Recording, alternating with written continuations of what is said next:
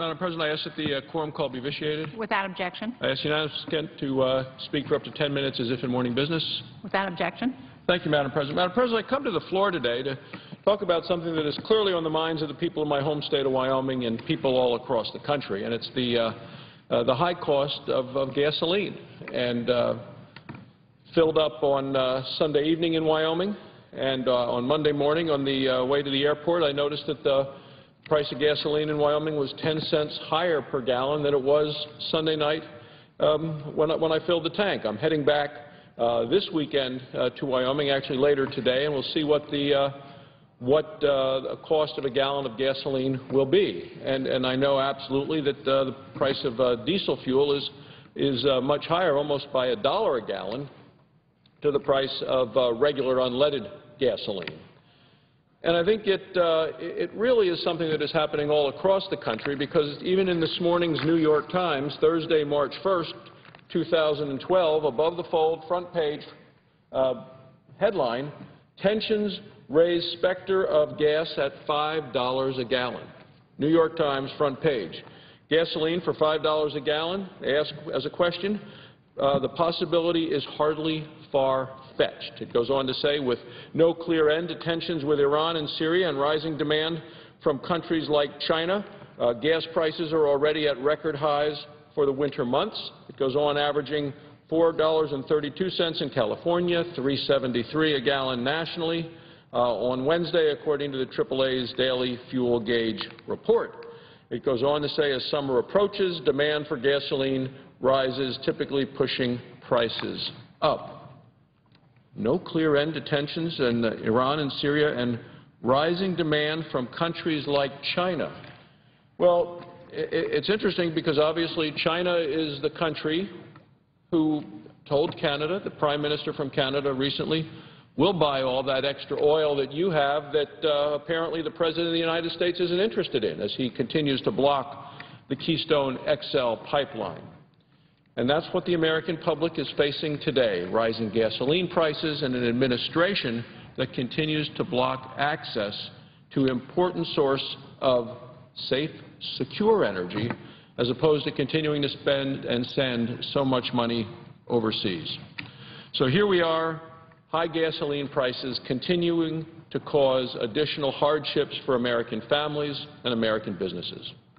When families pay more at the pump, it impacts the quality of their life. For people and families dealing with bills, with mortgage, with kids, it's clearly less money available to deal with those things as they continue to see the money going to fill the tank. This also hurts economic growth. It hurts our ability to create jobs. When companies pay more for gasoline, they also have less money to expand their businesses, less money to create new jobs. Wyoming families and Wyoming businesses know this all too well, because in Wyoming we drive longer distances than most Americans do. The President also knows that this impacts the economy, and that's why he continues to give speeches on energy.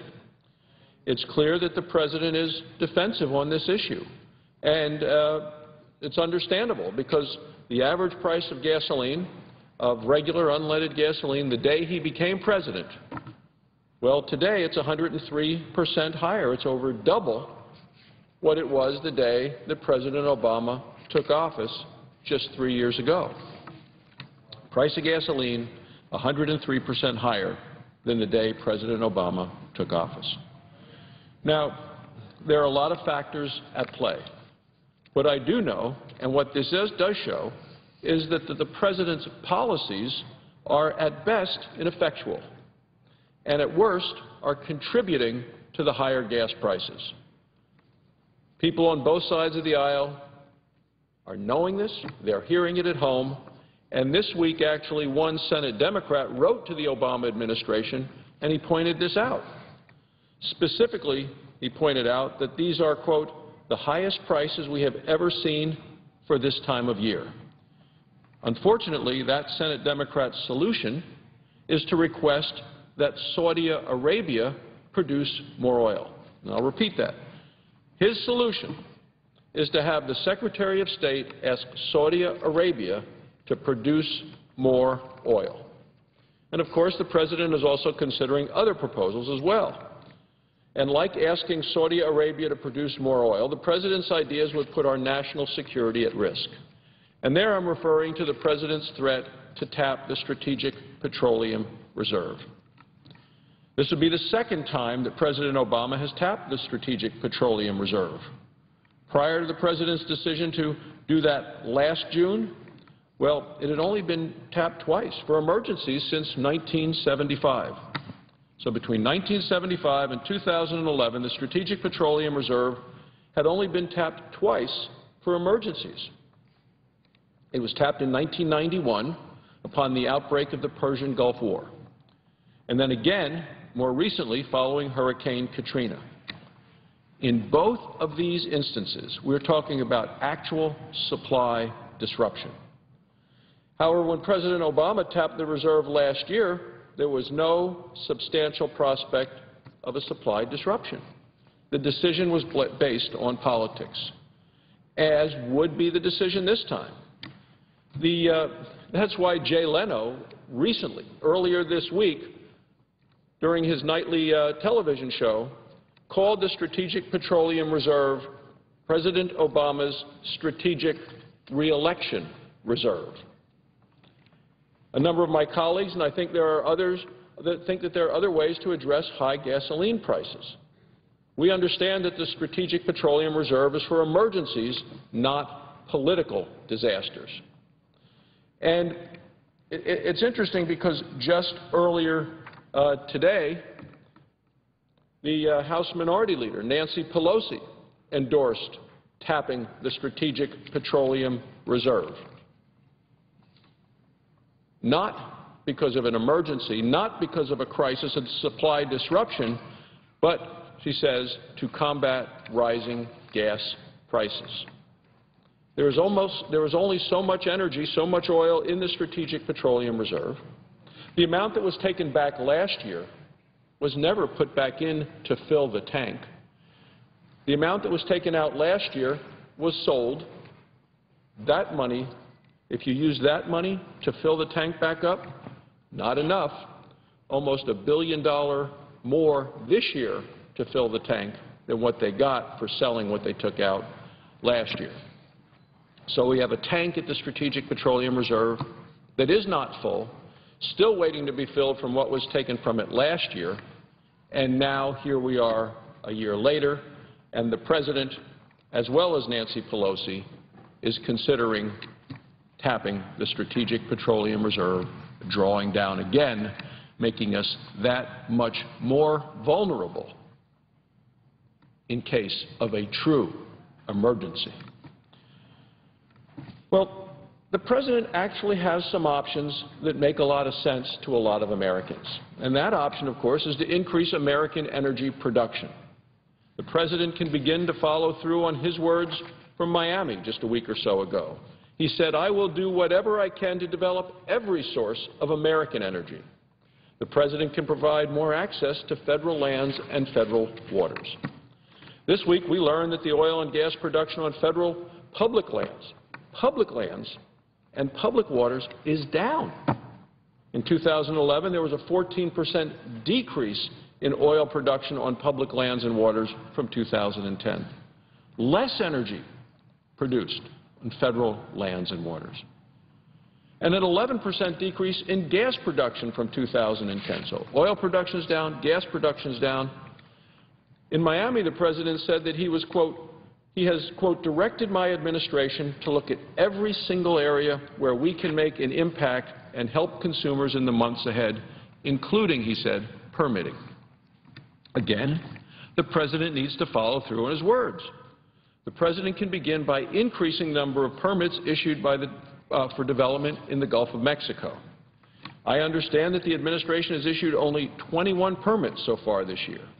In 2010, the administration has issued 32 permits at this time. The President can also increase access to other offshore areas.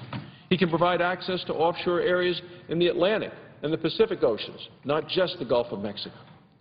You know, in November, the President proposed an offshore leasing plan that excluded the Atlantic Ocean and the Pacific Ocean. What kind of offshore leasing plan is that? He excluded areas off the coast of Virginia, even though both senators and the governor of Virginia supported such energy exploration. The president said no. The president can also increase access to onshore areas. The president can open up areas in Alaska, and he can support proposals to open up ANWR.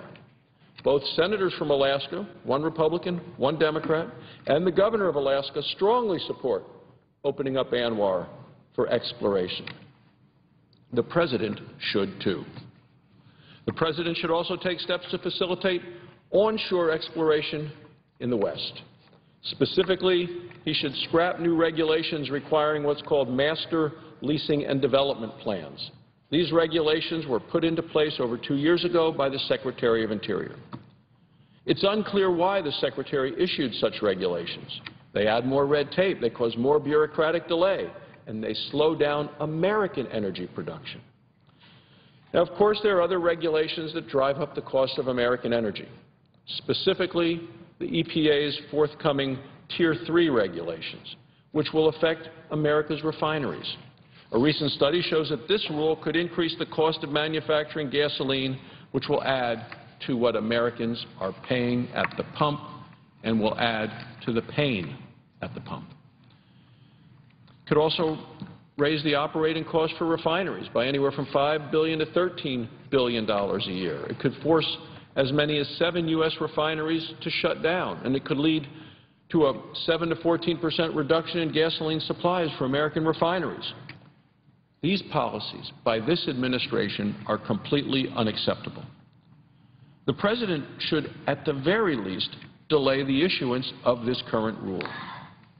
In addition to providing more access to federal lands and federal waters and eliminating burdensome regulations, the president should follow through on his words, and address what he called delivery bottlenecks. Well, specifically, he should address the bottlenecks that the Keystone XL pipeline would relieve. I'm referring to 100,000 barrels of oil a day that the pipeline would be able to ship from Montana and North Dakota. That's right, we're talking about homegrown American energy. Of course the president ought to approve the Keystone XL pipeline coming in from Canada, but it's North American oil from Canada, but specific and significant amounts of oil, 100,000 barrels a day from Montana and North Dakota. Right now, there isn't sufficient pipeline capacity out of North Dakota and Montana. They're shipping the oil on trucks and trains, and that is much more expensive than shipping it by pipeline. Approving the Keystone XL pipeline is an easy decision, and the president should make this decision immediately.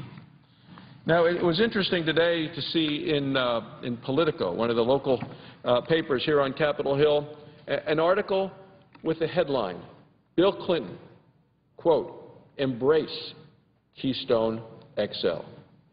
Bill Clinton, the first sentence, Bill Clinton says it is time to build the Keystone XL pipeline. Perhaps President Obama ought to listen to President Clinton. You know, finally, the president says there are no silver bullets. Well, it doesn't mean that the president should sit on the sidelines. Doesn't mean his only options are asking Saudi Arabia to boost production or opening up the Strategic Petroleum Reserve. The president needs to promote American energy production. He can eliminate costly regulations, and he can approve the Keystone XL pipeline. Those are the steps that the president needs to take, and he needs to do that in the very near future, because I believe, Madam President, that we're going to continue to see headlines like the ones in today's New York Times. Tensions raise specter of gas at $5 a gallon. With that, Madam President, I appreciate your time, and I yield the floor. Notice the absence of a quorum. The clerk will call the roll. Mr. Akaka.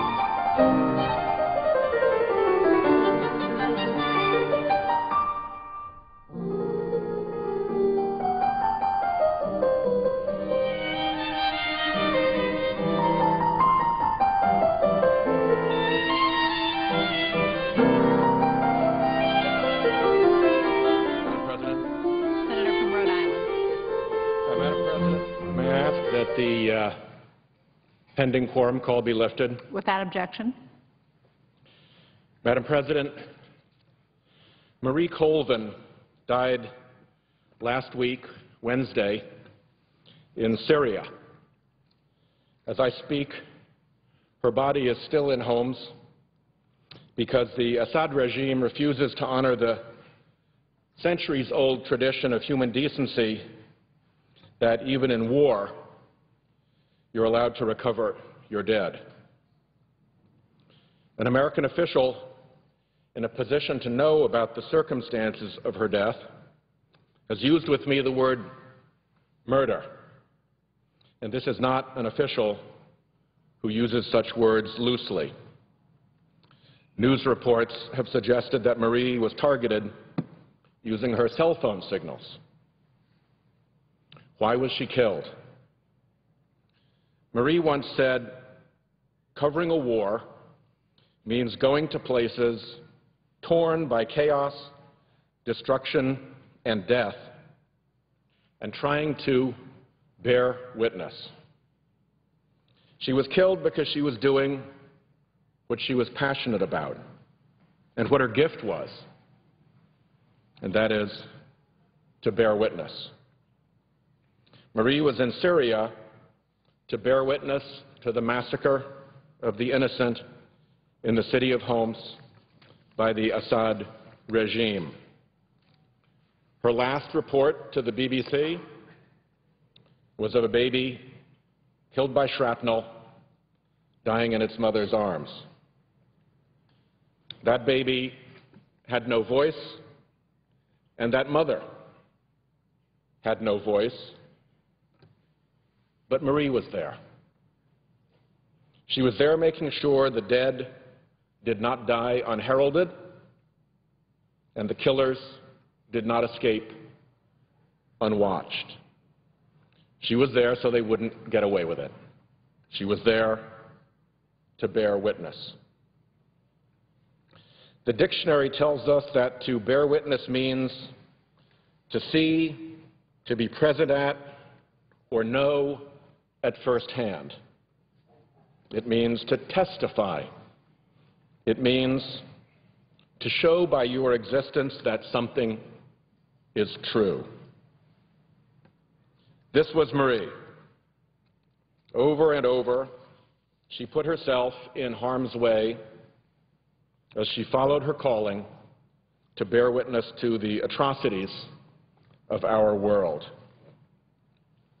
In Sri Lanka, in the brutal conflict, she was hit by the explosion of a rocket-propelled grenade, and in addition to other injuries, lost her sight in one eye. She was shot at that day after calling out, "I'm a journalist." In the Balkans and Chechnya and Libya and around the world, she went to bear witness to suffering and corruption. I think she spent more time on the ground in Libya than any other Western correspondent. Marie was proud of this work. We can and do make a difference, she said, in exposing the horrors of war and especially the atrocities that befall civilians. And sometimes she managed to do more than just expose atrocities.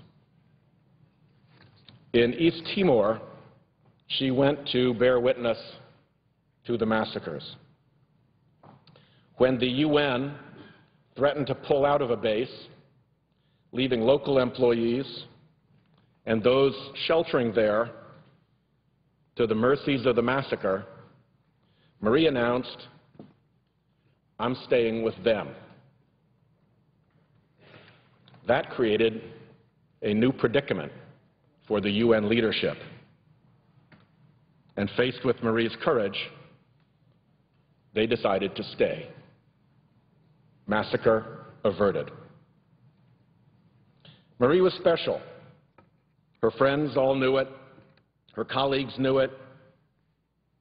The people knew it, who were trapped in the wars and conflicts she covered, and who saw her there, sharing their risks and their suffering, and who knew that someone would bear witness.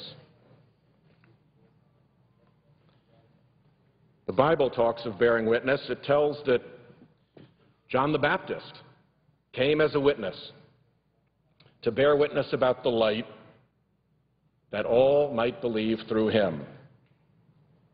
Well, there's a parallel. Marie went as a witness.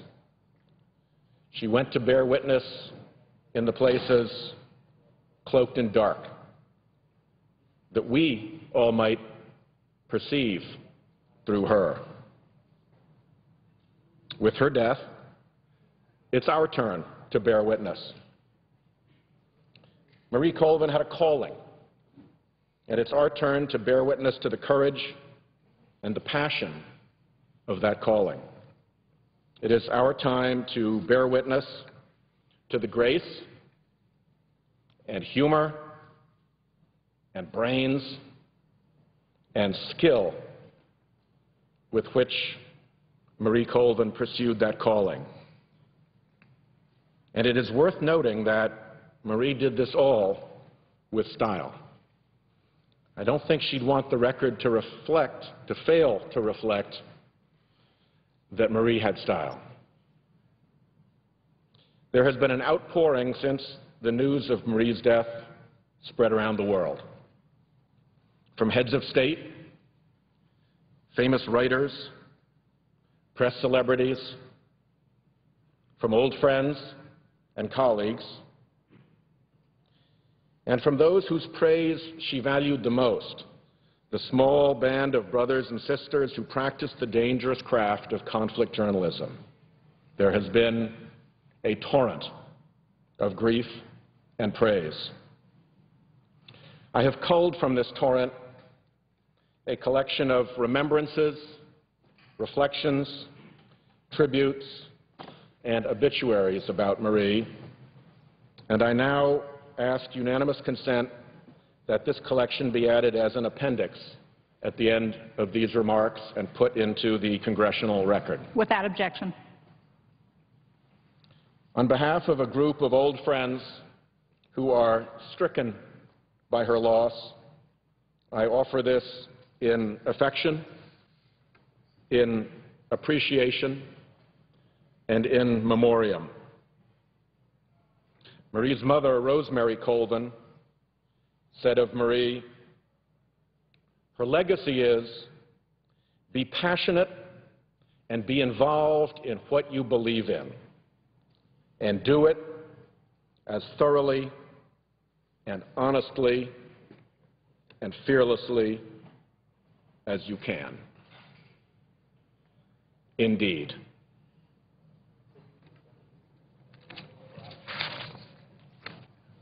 With those words, Madam President, I yield the floor. Madam President. The senator from New York. Well, I did not know Marie Colvin personally, as my friend and colleague from Rhode Island did. But his words, his passion, his emotion make us all know her, allow us all to know her a little bit better. Even just reading the newspaper accounts, she was a remarkable person. But hearing from Sheldon, both here and speaking to him privately, it's obvious that those who knew Marie were privileged and were touched by her life long before her untimely death. She leaves an amazing mark, and I just want to say to my colleague Sheldon, there are times that measure the mettle of a person, and one of them is when they go through grief and tragedy, and my respect for him, high as it was before, is higher still, knowing what he's going through and how he has worked to handle this difficult situation. I rise as simply New York Senator who represents the area, Long Island, where Marie Catherine Colvin came from. We are working, Sheldon above all, desperately to bring her home to her mother Rosemary so her family can provide her with a final resting place, providing her with the dignity of a life that she deserves. Marie had a remarkable career. It's no doubt that not only, as Sheldon said, the small band of journalists, but many larger than that, and anyone she knew will mourn her death for years to come. Because we have not just lost a daring journalist, but we also have lost a humanitarian, one who took her abilities as an investigator and a storyteller to speak for the voiceless. It's clear from Sheldon's remarks and from reading the biographical accounts in her obituary that this was a woman of both courage and passion who managed to sort of weave the two into an amazing life where she served so many. Marie grew up on Long Island, attended Oyster Bay High School, and of course, as you know from what Sheldon said, went on to study at Yale. She studied anthropology.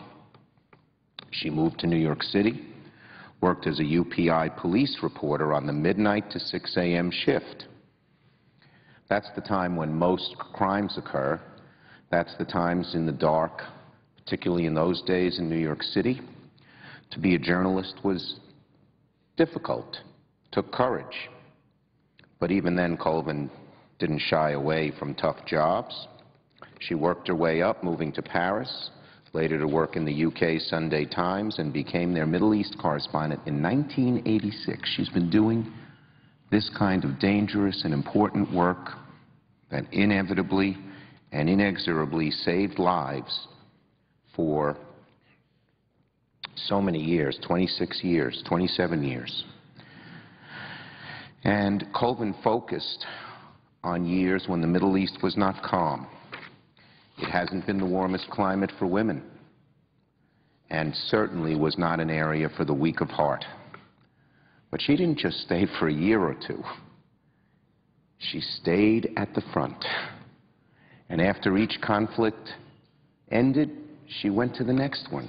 Because I think she knew, and again, Sheldon would know this much better than me, but just reading about her, she knew that her talents were unique, that there wasn't anybody else who might fill those gaps and be able to do the kind of reporting that might bring change. So she followed the conflicts in Chechnya and the Balkans, East Timor, Sierra Leone, Zimbabwe. She was not just in the Middle East, she was there. For those of you who cannot instantly remember some of her coverage, I'm sure you remember her eye patch. This is from her work in Sri Lanka, where she defied a government ban on journalist access, traveled over 30 miles through the Vani jungles to report on the terrible war crimes of the Sri Lankan Civil War. I remember reading them at the time and being moved to try and do something. Colvin suffered. She never threw in the towel. If anything, it pushed her to work even harder. Her quest to help the women and children from every single war-torn country she entered endeared her to those women, those communities, those members of our global community who knew and know that her type of bravery was so rare indeed. This brutal regime has broken families, torn apart homes, and forever changed the way of life for the Syrian people. There's darkness that's descended over Syria by design, by this awful, awful regime. And there was Colvin, shining a candle, letting the world know, and now we are all deprived of an incredible journalist. With her, we lose an international role model. We lose the stories she would tell, the light she would bring to the darkest lives, most recently in Syria, but throughout the world. And we lose the voice she would have found wherever the next merciless regime tried to suppress it. Yes, Marie Colvin would have been there. While there's currently no official, Madam President, U.S. diplomatic presence in Syria due to the awful human rights tragedy being carried out by the Assad regime, we are working as best we can to explore every avenue to help Sheldon and her family bring closure, and to help her mother in particular, who made clear that she won't rest until her daughter returns home. On behalf of all my colleagues, I offer my condolences to Rosemarie Colvin in East Norwich, Marie's mother, and to the many, many people who will miss the work of one of the greatest correspondents of this generation. I yield the floor.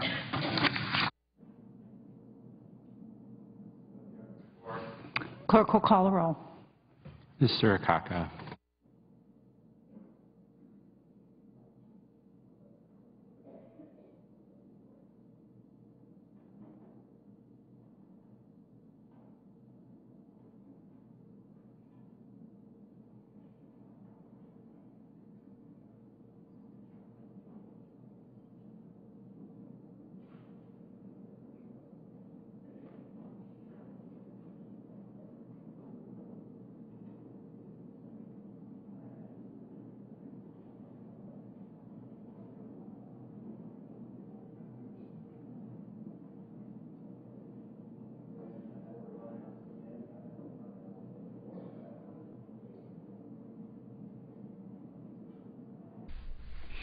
General speeches continue this afternoon, although work remains on the Senate's transportation bill that's taken center stage all this week.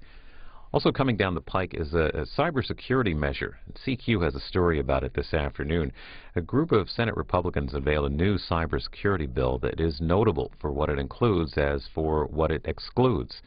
No new authorized funding, no new government regulations, no growing of the federal government, and no mandates on businesses, according to one sponsor, Saxby Chambliss of Georgia. Under the GOP's cybersecurity bill, businesses and the federal government could share threat information through existing National Security Agency cyber centers.